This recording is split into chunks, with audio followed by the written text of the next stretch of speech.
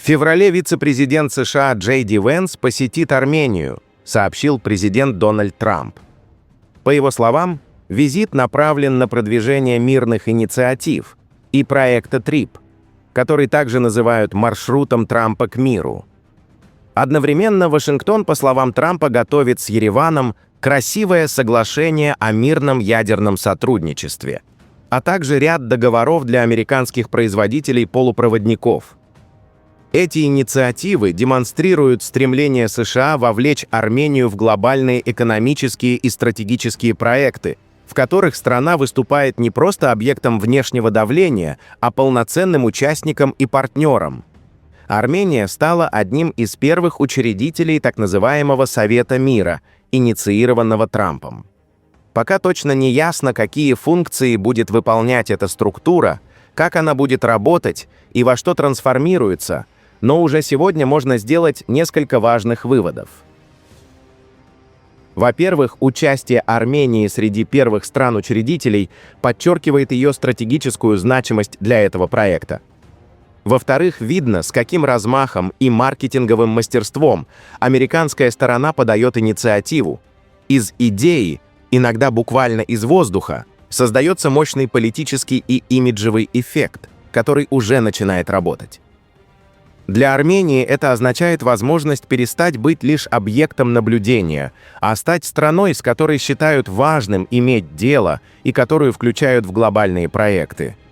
Сегодня Армения все чаще выступает в роли субъекта, а не объекта. Долгое время ее воспринимали как страну выживания, якобы никому не нужную и мало влияющую на мировую повестку. Сейчас ситуация меняется. Страна становится объектом интереса и участия. Ее мнение учитывается за столом, где формируются новые международные архитектуры. Это важный сдвиг, который открывает возможности не только для внешнеполитического влияния, но и для экономического развития. Параллельно США ведут аналогичные процессы и с Азербайджаном. В рамках укрепления стратегического партнерства планируются поставки оборонного оборудования, включая бронежилеты, катера и широкий спектр другой высокотехнологичной продукции. На первый взгляд может показаться, что бронежилеты и катера — это простая поддержка безопасности, но за этим скрывается более глубокая интеграция Азербайджана в военную и образовательную инфраструктуру США. Ранее Баку уже получал дизельные двигатели для южноафриканских бронеавтомобилей, легкие американские вертолеты MD-530F, Kayuz Warrior, а также обучение подразделений спецназа. Это демонстрирует системный подход США к региону и усилия по созданию долгосрочного стратегического влияния. Трамп и его команда видят Совет мира не как инструмент распространения демократических ценностей, а как механизм для построения глобальных транспортных и логистических потоков, что сопровождается масштабными экономическими интересами. На карте выделены страны, приглашенные в проект, и видно, что основной акцент делается на Азию, от Турции до Японии. Красным цветом обозначены страны, уже включенные в проект и имеющие ключевую роль. Иран и Грузия даже не получили приглашения, что открывает уникальную возможность для Армении стать основным маршрутом из Центральной Азии в Европу, поскольку на данный момент это единственный путь, не осложненный войной или санкциями. Важно лишь, чтобы Турция открыла границу для грузоперевозок, что станет стратегическим фактором для реализации проекта. По данным Reuters, в рамках TRIP планируется интеграция энергетических систем Армении и Азербайджана, что облегчит импорт и экспорт электроэнергии. Создается транспортно-энергетический коридор через юг Армении, который позволит Азербайджану связаться с эксклавом Нахичеванью и далее с Турцией. Армения предоставит США долю в компании, занимающейся проектом, сроком на 49 лет, сохранив часть за собой.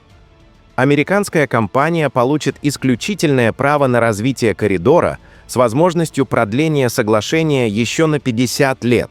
При этом Ереван сохранит полный суверенитет над границами, таможенной системой, налоговой политикой и вопросами безопасности.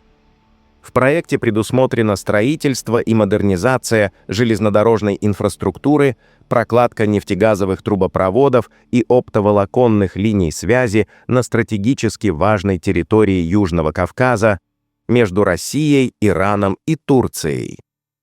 При этом Азербайджан возобновил поставки бензина в Армению после почти 30-летнего перерыва, что является знаком постепенного улучшения двусторонних отношений, хотя окончательное мирное соглашение пока не подписано. Азербайджан продолжает настаивать на внесении изменений в преамбулу Конституции Армении, утверждая, что в ней содержатся косвенные территориальные претензии. Совет мира Трампа изначально задумывался для Газы, но в итоге превратился в международную организацию без упоминания региона. Формат больше напоминает бизнес-модель, чем классическую международную структуру, и воспринимается на Западе как вызов традиционным международным институтам вроде ООН.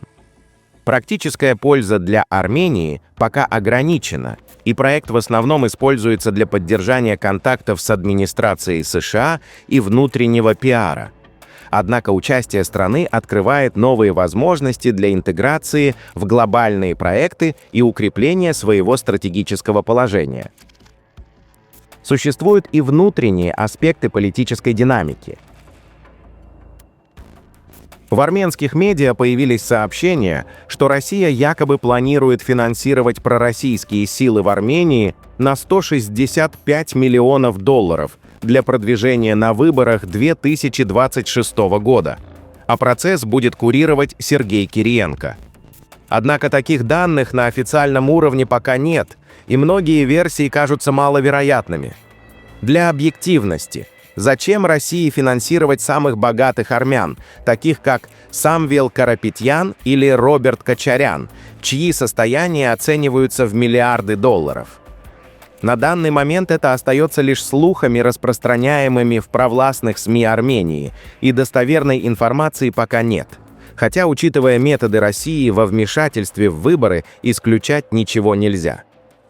В Москве до сих пор не осознают, что без Карабаха Россия Армении не нужна, а Путин просчитался, когда рассчитывал, что Азербайджан победит и одновременно в Армении сменят Пашиняна на более лояльного кандидата.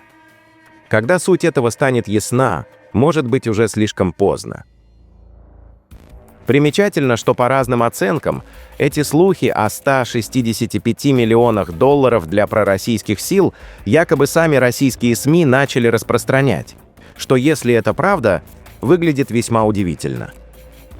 Важно также учитывать риски и угрозы в регионе.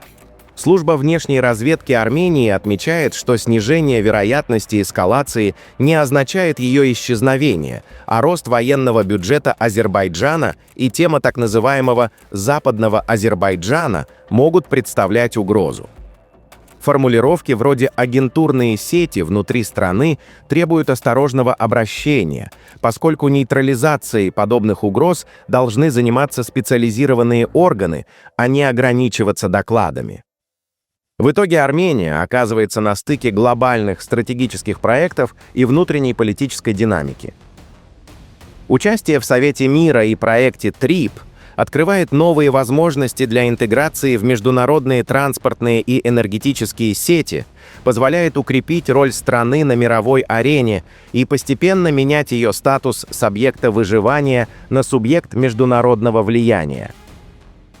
Одновременно сохраняются риски, связанные с региональной безопасностью, международной политикой и внутренними слухами, что требует внимательного наблюдения, анализа и выверенной внешнеполитической стратегии.